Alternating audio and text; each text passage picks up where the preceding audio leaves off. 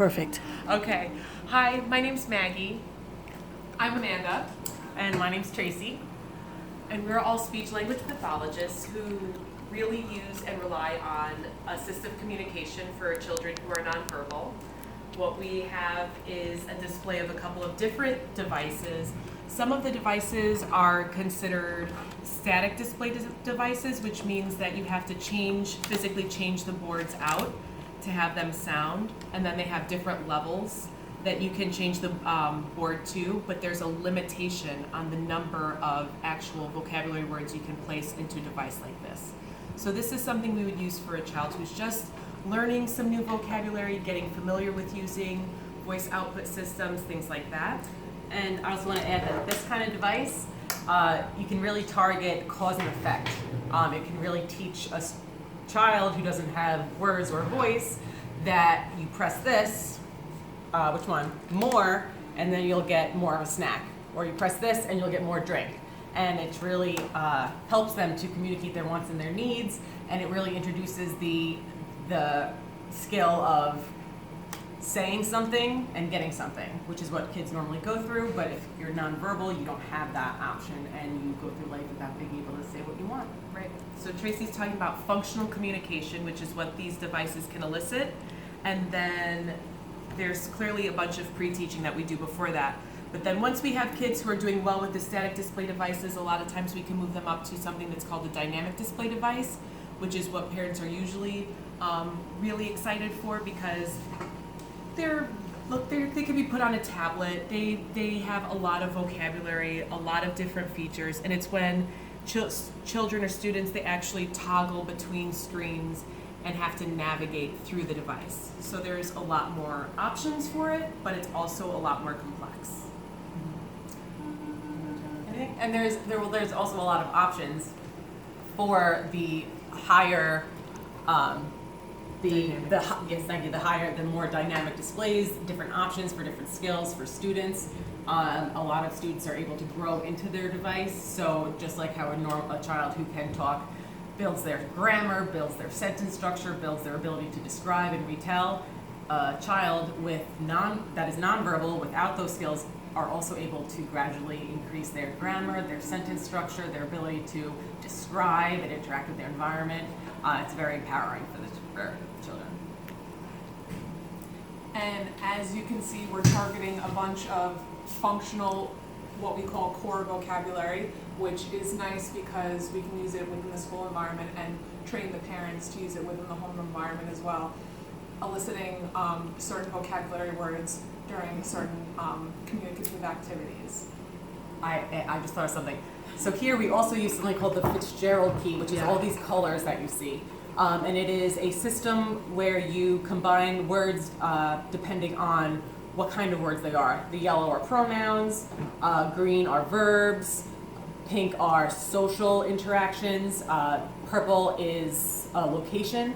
And it really helps students that might have a hard time identifying what kind of words they want. If you ask a who question, it kind of helps them look at the people, the pronoun buttons. And it just helps them. It's another layer of scaffolding. Yes, It just gives them another clue besides us verbally prompting the child, because then when you verbally prompt them, then they're not initiating and they're not using the device. So a lot of times, like Tracy's talking about, giving this extra layer of scaffolding allows them to be able to be more successful without us having to give them so many verbal prompts. Yes. And we want to talk about how we recommend these for parents. It's a long process, which we won't go into, but Also, we recommend this for parents. Yeah. Can start with things like this, which is a very low. These are high tech. These are low tech. It can be as simple as just 3 symbols on a page. It could be here where Maggie set up something that would facilitate eye scanning from left to right, just any on the page if some students have a hard time focusing on the target picture. And then as you grow and get more skills, you can add more symbols, and it's a great prerequisite skill to these. A lot of times we have to show that the students are able to use these functionally. However, they are limiting because you can't always anticipate what a student wants to say. So that's a great way to support the need for one of these more high-tech dynamic displays. and is a very individually created for the needs of the students. That's awesome. So we have to go through all these steps with the low tech, and then we sometimes use picture exchange, and then they graduate up to these devices. And the hope is that this is going to be a functional communication system for the child throughout their life. So not just in school, not just related to academia, Daily living. but also related to their home and their community. Excellent. Right, and so, you know, as far as why parents should use these types of systems with their students and with their children, it just kind of empowers the student within the home environment to really specify their wants and needs initially, and then to keep adding that functional vocabulary and add that fringe vocabulary, which we call that more specific vocabulary related to the context of the situation of what we're doing. But Perfect. It just not only empowers the student, but it makes understanding what the student wants and needs. a little bit more clear for the parents. Perfect. Thank you. And I guess that's why we're speech therapists. Using this just in the school setting will not take you very far. It is so important for parents to be on board and to be generalizing the skills that we're trying to work on here. If they just see this picture 3 times a week for 30 minutes, they're not going to be able to grow into it and functionally use it and be able to advance to more dynamic displays. So it is of the utmost importance to have parents buy into this, use it, understand the importance of it, understand why we want to use it, and and they can really see improvement in their students, in their children, our students. Thank you. Thank you so much. No problem.